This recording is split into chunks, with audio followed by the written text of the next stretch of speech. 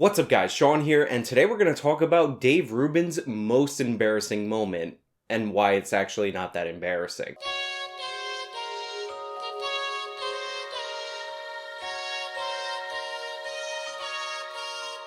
But before we get started, I have to make a quick correction. In my last video relating to the Dave Rubin saga, I said that Dave Rubin left TYT to join Larry King. That's actually not the case. He left TYT to join a progressive news outlet called Riot News, and a few months later, he ended up on Larry King.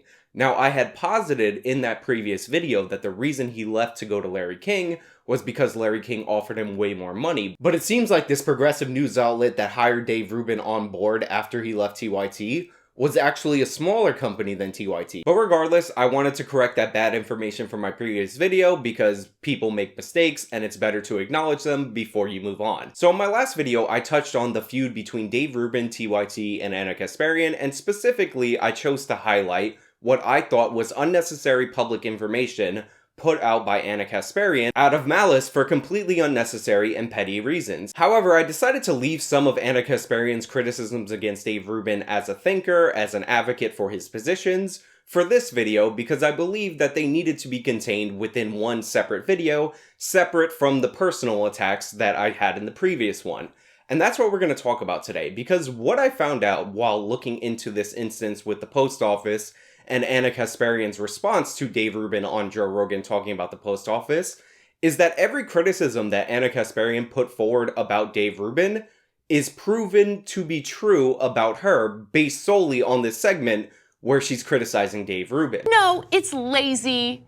It's because you don't know anything. It's because you're nothing more than an intellectual lightweight, okay?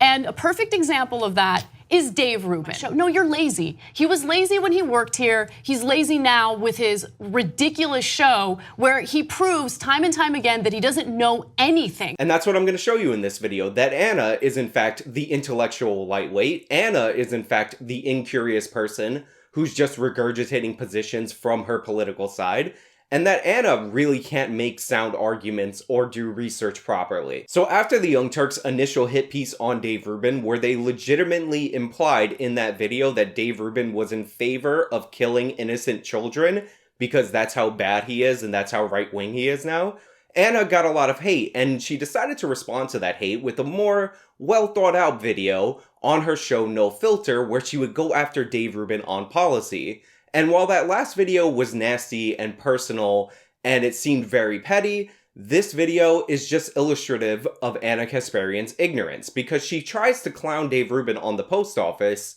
and even though it's clear that Dave Rubin is not arguing his position well, Anna's well-researched after-the-fact Monday morning quarterback video that she actually prepared for months after the podcast that she could have released at any time once it was perfect is full of misinformation and errors on basic factual points that it's kind of hilarious that this is the more well-thought-out version of Anna's attacks on Dave Rubin. My accusations about him being lazy are evident in his lack of intellectual curiosity, which translates to a level of ignorance on a wide variety of issues.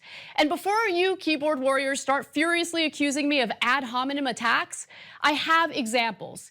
Here's Rubin stumbling and bumbling on Joe Rogan's podcast. The government doesn't do anything good. Right. Name one problem you could possibly have in your life, Joe Rogan, that you'd be like, get the government to solve this. Did they do the post office well? No. What do they do well? They do the post office pretty good, actually. But guess what? If the post office closed tomorrow, it would be all right. You'd still get mail. Amazon suck. would pick. No, it wouldn't. Amazon would pick that up. Things through UPS, it would cost a lot more. It wouldn't, though. Competition would start kicking in, and between UPS and FedEx and Amazon and drones and blah blah blah and DHL, they'd all start. It would probably drop prices because right now we've just got this artificial thing that sits there that then allows them to price according to that. Wow. That was pretty incredible. Now, before I get to Anna's response and completely shred every wrong point that Anna tries to put forward, I have to add this disclaimer, and that disclaimer is I am a libertarian. But one of the things that I absolutely cannot stand about libertarians is when they talk about the post office, and there are a number of reasons for that. First and foremost, the post office is one of the very few things that the federal government is actually authorized to do in the Constitution. I think it's kind of absurd to focus on the post office when there's 18 million things the federal government is absolutely not supposed to do that it's currently doing before the post office. And the other is that people tend to have a bias towards normalcy.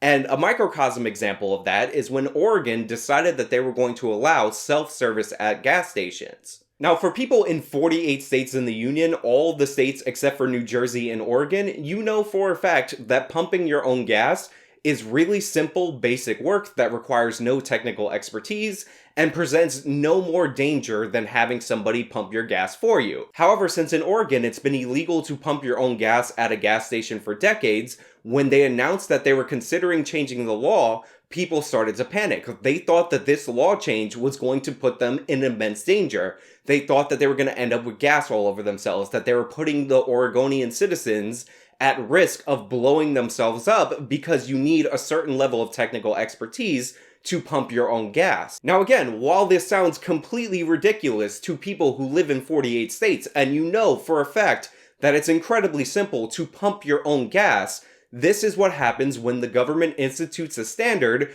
and people become used to it. It becomes normal. They end up learning to be helplessness. This is an idea of learned helplessness. Now, while the overwhelming majority of you watching this video are probably laughing at the idea of people thinking that pumping your own gas is such a technical feat that it requires an expert to do it for you, that learned helplessness that you're mocking in Oregon and New Jersey is something that the entire country is under when it comes to the post office, which is one of the reasons why I can't stand when libertarians argue against the post office, because it makes you seem like a heretic. It makes you seem crazy. And my third issue is, if you're going to argue against the post office, you better be confident in that position, and you better be able to argue that position against minimal pushback, because pushback you will receive. And if I'm being perfectly honest, Dave Rubin fails that test because people who are unfamiliar with the idea of abolishing the post office are not going to take away any new information from what Dave Rubin is saying.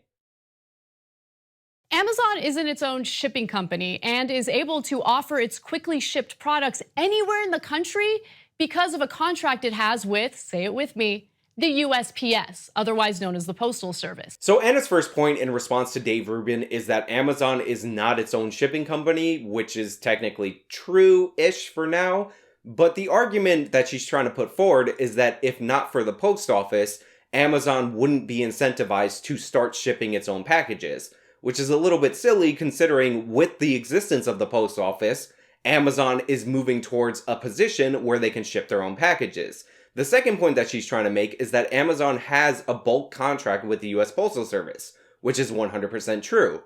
Amazon also has that same contract with other carriers. There's no reason to believe that if the post office were to be abolished, that Amazon wouldn't restructure those contracts with those shipping providers. According to Bloomberg, the USPS is charged with delivering to every home and business in America, no matter how remote. And they can only charge what Congress allows. Increases in price require approval. Since the USPS ships packages and mail at affordable prices, that actually lowers the cost of shipping for businesses like UPS and FedEx because they have to compete. Rubin made it seem as though getting rid of the post office would lower prices for its competitors. But even without Congress controlling prices, getting rid of the post office would get rid of competition. That would not lower prices, and remote parts of the country wouldn't get packages shipped to them. Okay, so in this segment of the video, Anna put forward a lot of things, and most of them, if not all of it, is complete and total misinformation. First of all, the reason why the post office currently lowers shipping costs for UPS and FedEx is not really due to competition.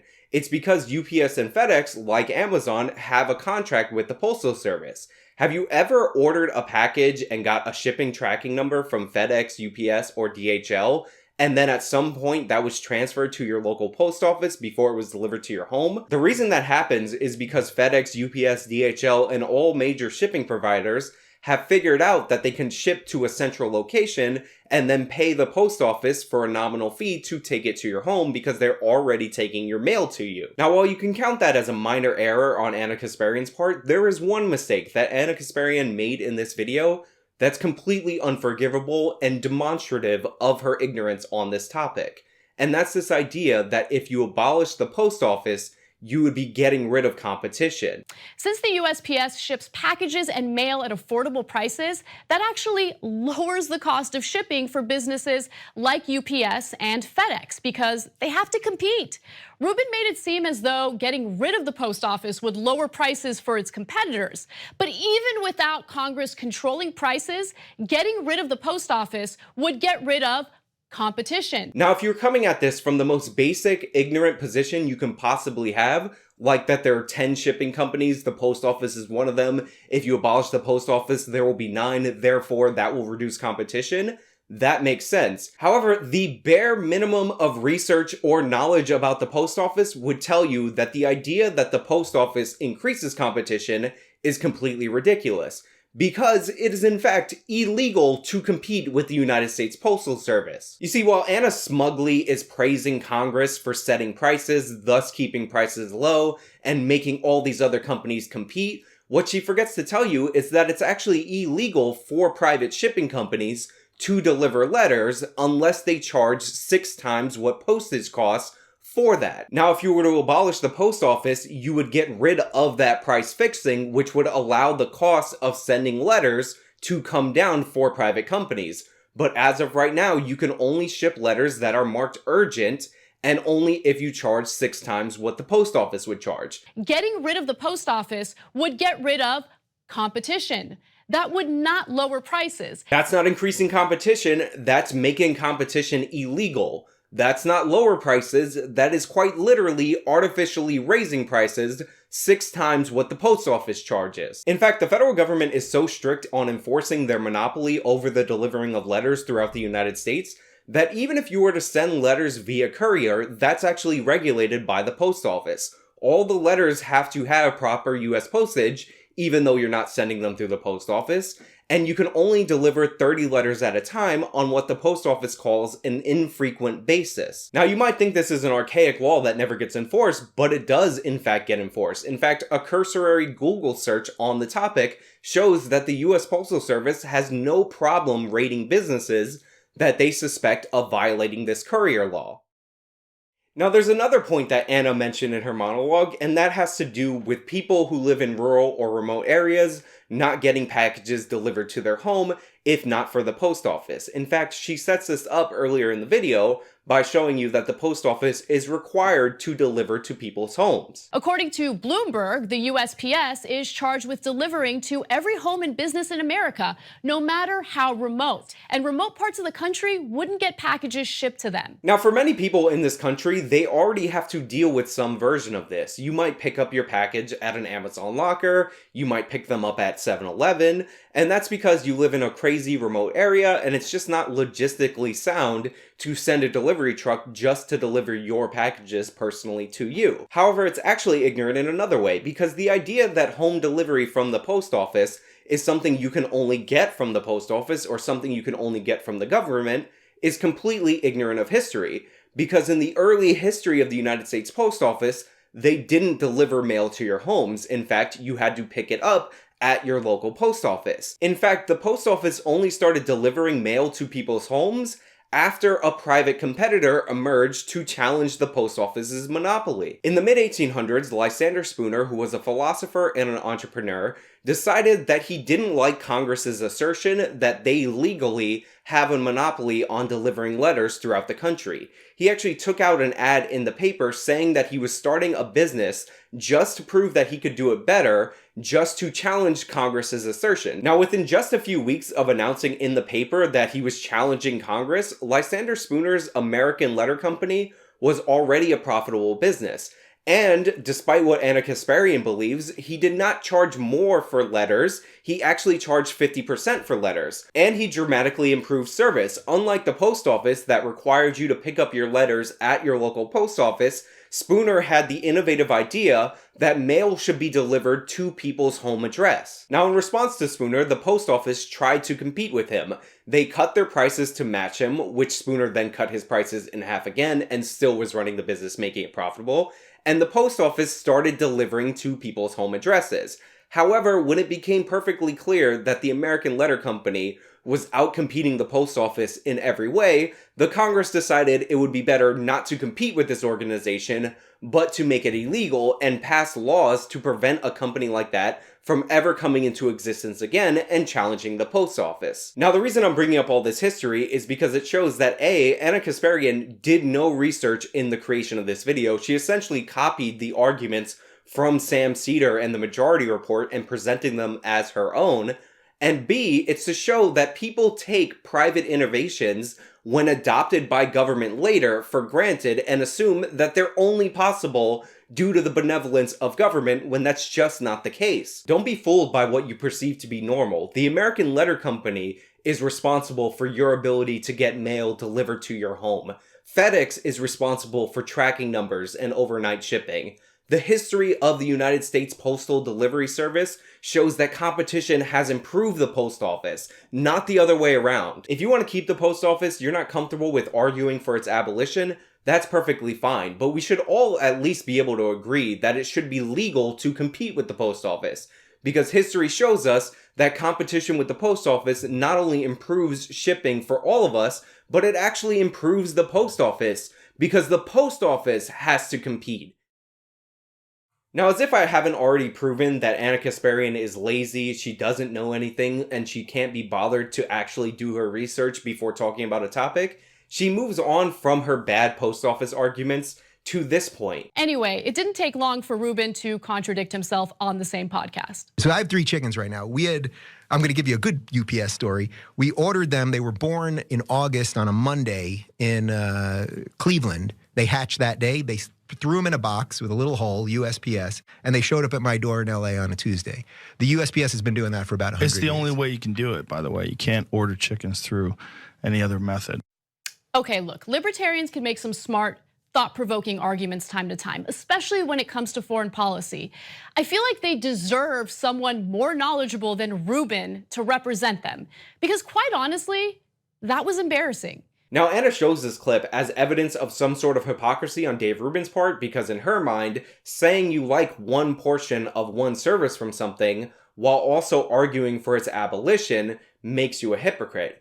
But even if you listen to the Rogan clip, if you actually listen to Rogan's portion of the exchange, Rogan says clearly it's the only way you can do that, and that's not a figure of speech. The post office literally prohibits private companies from offering this service. So again, this is yet another case of the post office barring competition.